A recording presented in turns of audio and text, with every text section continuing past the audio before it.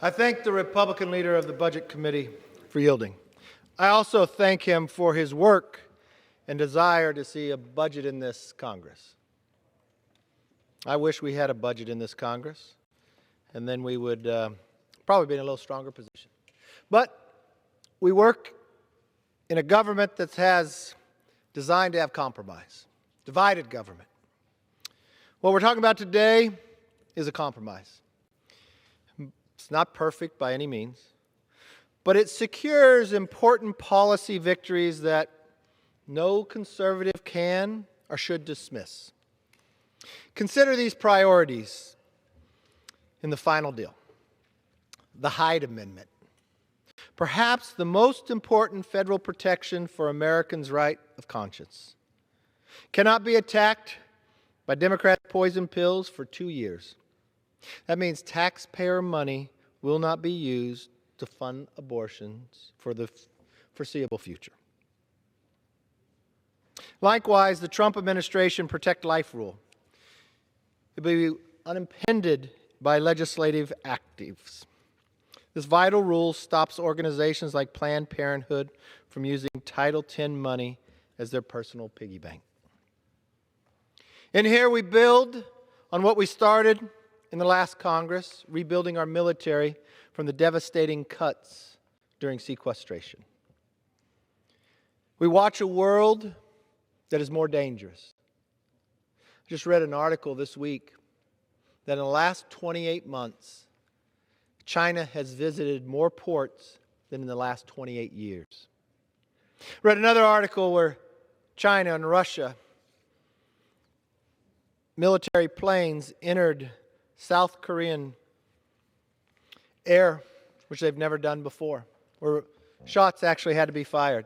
You turn the news on and you look at the Persian Gulf and where Iran is going today.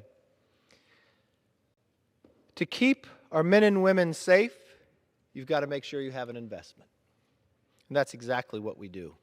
We build on the victory that we had before as we move forward. We also make investments into the future. I'm one who believes, and I know our Republican leader in budget believes too, that the greatest threat to America is the debt. That's why a budget is so important. I understand the majority party can choose whether they want to do a budget or not. We chose to do budgets when we were in the majority. I guess the decision's not this year. So we're ending up here in a compromise. Now, I had wished in this compromise, but we're sitting in the minority, so apparently my vote does not count as much. We would want to offset any of this spending, find the savings in the waste, the fraud, and the abuse. It's not tough to find savings, so we offered more than $500 billion in offsets. Let that number sink in for one moment. $500 billion. Now, these were not draconian offsets that would have hurt the American public. I'll give you one for an example. We could have reduced fraud and refundable tax credits simply by requiring a Social Security number on the application. That would save $38 billion itself. That's all we were requesting.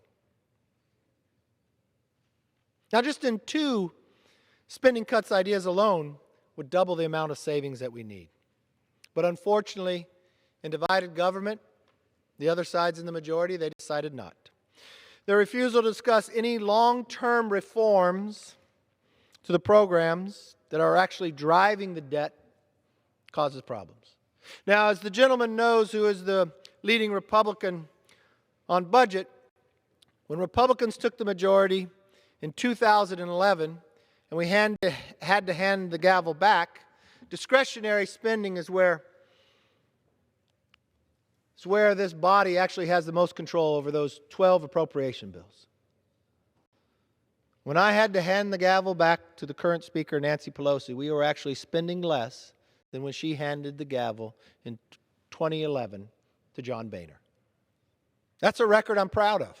But the real drivers of our debt is something that in our majority we tried to do something about.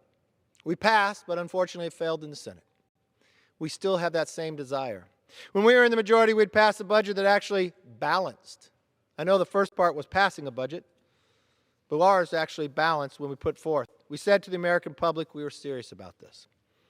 When I look today, this gives us stability for the next 2 years.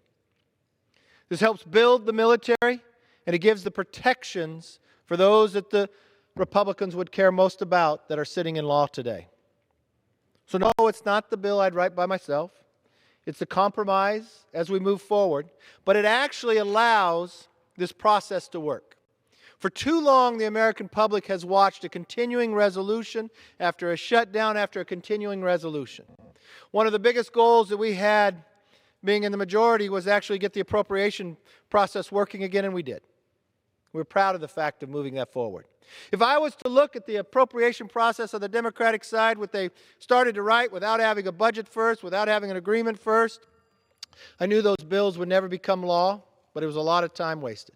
But if I look at those bills and what passed on the floor and look at what's in this compromise deal, it's spending less money.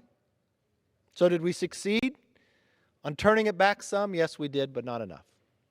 So today is a movement forward, but we have much more work to do.